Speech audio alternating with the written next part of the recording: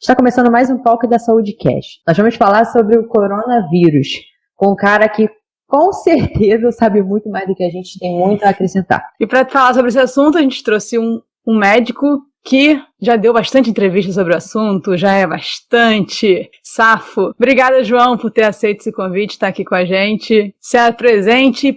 Primeiro de tudo, agradecer a Edma, agradecer a Rafa o convite. Um prazer trabalhar com vocês aqui. Fiquei muito honrado de poder participar do podcast de vocês. E como a Edma falou, meu nome é João Migovski, sou médico, formado pela UFRJ. Trabalhei algum tempo durante o Exército e hoje eu me concentro na medicina do estilo de vida e também estou 100% focado na produção de conteúdo digital. Eu confesso para você que eu não gosto de falar sobre Covid-19, mas assim, eu me sinto como médico, né, eu me sinto no dever de transmitir a mensagem e de preferência uma mensagem não negando o que está acontecendo, mas como vocês mesmos falaram agora, de ver o lado positivo, de ver o que pode ser melhorado, de ver o que está dando certo e não só ficar contando o número de mortes, né? Legal. Vamos começar a falar então de Covid. João, a gente fala muito que é uma doença, principalmente uma doença viral. Por ela ser uma doença viral, acredito que muitas medidas foram adotadas por conta disso, que seriam provavelmente diferentes se ela fosse uma doença bacteriana, certo? Mas eu queria que você explicasse pra gente, o que isso significa, ser uma doença viral? E o que isso muda nas nossas condutas? Olha, uma doença viral, pelo nome dela, é uma doença que é causada por um vírus, né? Além do coronavírus e além da Covid-19, existem várias outras doenças que são virais também e cuja forma de transmissão é muito semelhante à transmissão da Covid-19, né, que é principalmente por gotículas. E é engraçado, né, porque a gente não sabe muito sobre os vírus, porque, para ter uma ideia, o primeiro vírus descoberto foi em 1943, se não me engano. Então não tem nem 80 anos, né? Então é muito recente na medicina. Por exemplo, na época da gripe espanhola, que era um vírus da gripe, foi em 1918, né? Ainda não sabiam que existia vírus. Como eu falei, ele só foi descoberto e dado esse nome na década de 40.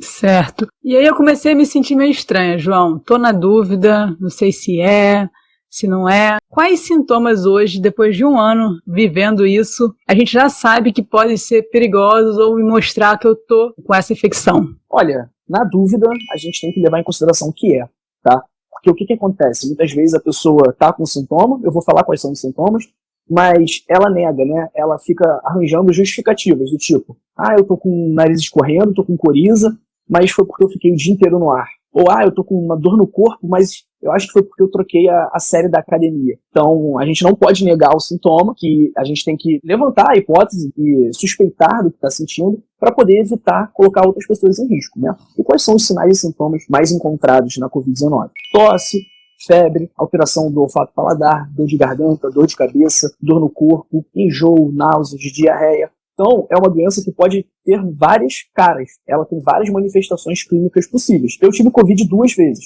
Na primeira vez, por exemplo, eu fiquei muito prostrado, muito cansado, fiquei me sentindo meio fraco e eu perdi totalmente o olfato e paladar. Não tive febre, não tive tosse, não tive dor no corpo. Na segunda vez, eu tive febre e dor no corpo. Então, foram vezes muito diferentes. Então, assim, a pessoa tem que ficar atenta, né? E não é aquilo que falava no começo, Covid é só febre, tosse ou falta de ar. Não, você pode ter Covid sem febre, sem tosse e sem falta de ar. E, na verdade, isso acontece na maioria dos casos.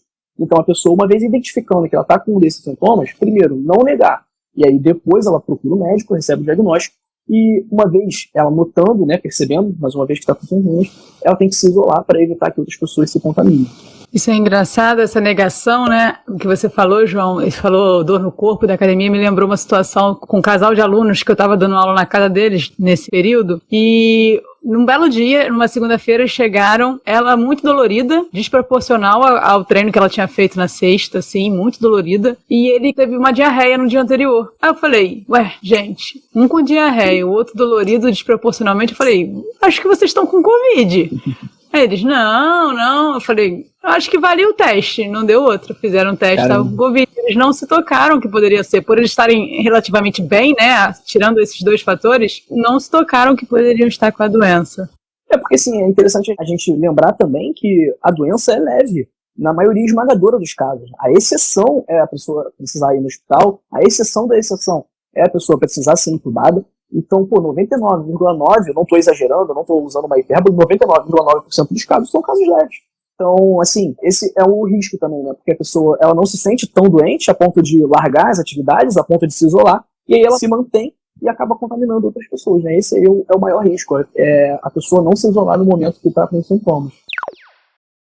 Legal você ter tocado nesse ponto, João, porque nós temos um número de casos muito alto, que pelo menos é o que a mídia expõe pra gente, e de muitas pessoas morrendo por isso. Hoje já se vê um dos motivos por essas pessoas pegarem esse vírus e adoecerem muito rápido ao ponto de precisar ir para o hospital e vir a falecer? Existe alguma estatística falando, alguma coisa que mostra, algum sinal relacionado ao estilo de vida, provavelmente?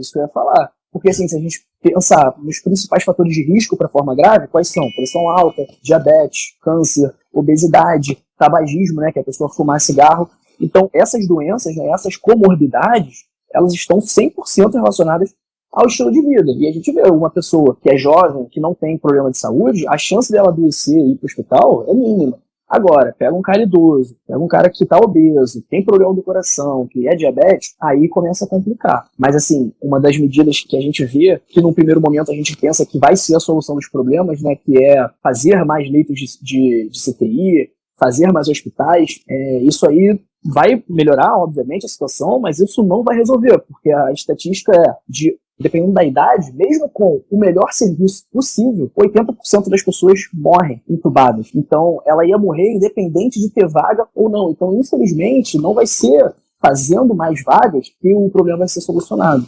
E se a pessoa que está ouvindo aqui, agora o nosso episódio, ela se encaixa nesse quadro, talvez ela seja sedentária, não tem nenhuma doença crônica, só que ela tem um estilo de vida que não colabora. Dá tempo dela começar hoje? Se eu começar a treinar hoje, diminui as minhas chances de eu pegar um coronavírus? Obviamente que não amanhã, tô falando isso a longo prazo. Ou então, cara, eu sempre fui sedentário, não vai ser agora que eu vou mudar, não vai dar tempo. Existe isso? Claro, acho que vocês sabem disso muito mais do que eu, né? Nunca é tarde para começar, não é porque a pessoa tem 70, 80, 90 anos que ela nunca fez exercício que ela precisa continuar assim para sempre, né? Ela precisa começar o quanto antes, porque o quanto antes ela começar, mais benefícios ela vai ter. Como você falou, não é de um dia para o outro, mas ao longo dos meses, ao longo dos anos, a pessoa vai sentindo todos os benefícios da prática de atividade física e do estilo de vida saudável de um modo geral. O grande lance hoje, né, João, que algumas comorbidades, principalmente doenças crônicas que a gente via em pessoas mais velhas, né, com 60 anos, hoje a gente vê muito cedo, a gente vê pessoas de 30 anos tendo essas situações que você relatou aí, que são agravantes para a doença. Então, quando falam assim, vocês estão achando que só com idosos que acontece as mortes? Não, aí, ó, tá vendo? Um monte de gente de 30, de 40 anos morrendo. Mas, por isso, as pessoas com 30 e 40 anos hoje em dia, elas estão com estado de saúde, com situações que antigamente a gente só via em pessoas mais velhas, né? Verdade. Vou contar uma história que é interessante para a gente trazer um exemplo, né, de como o estilo de vida é importante. Não tem diretamente a ver com Covid, mas eu tive um paciente lá no Exército, um sargento, ele tinha 42 anos, se eu não me engano. O cara é jovem, tem 1,70 m e estava com 82 quilos, estava um pouco acima do peso. Aí ele foi lá, passou por uma consulta de rotina comigo, aferi a pressão arterial dele, estava 15/10, que é uma pressão alta. Ele levou os exames de sangue dele, estava com colesterol alterado, estava com a glicemia alterada também. Então, os exames estavam ruins e a pressão dele também estava ruim. Aí eu olhei para ele, fiquei pensando assim, vou prescrever um remédio para pressão para ele? Falei, cara, Nonato, o nome dele, Nonato, vamos fazer um teste. Você vai voltar a fazer atividade física, você vai evitar comer algumas coisas e vai começar a comer outras. Eu falei, coloca mais frutas, coloca mais verduras, coloca mais legumes na sua alimentação e começa a fazer atividade física o máximo de dias possível, né? Eu falei, daqui a 3 meses você volta e a gente vê como tá os teus exames. A pressão eu fui acompanhando mais de perto, mas os exames de 3 meses. Beleza. Na segunda semana, ele já estava com a pressão quase normalizando, ele já estava fazendo atividade física. Passados os 3 meses, a pressão dele estava 12/8, pressão normal, e todos os exames dele estavam normalizados. Fora que ele perdeu 9 quilos. Então, em 3 meses, só com o estilo de vida, ele já normalizou colesterol, normalizou glicemia, normalizou peso e estava tendo uma vida muito melhor, muito mais saudável, muito mais produtiva também. Nossa, que bacana, hein? Que bacana mesmo. E espero que cada vez mais isso se torne comum, né, João? Como você disse, o estilo de vida pode mudar muita coisa pra gente.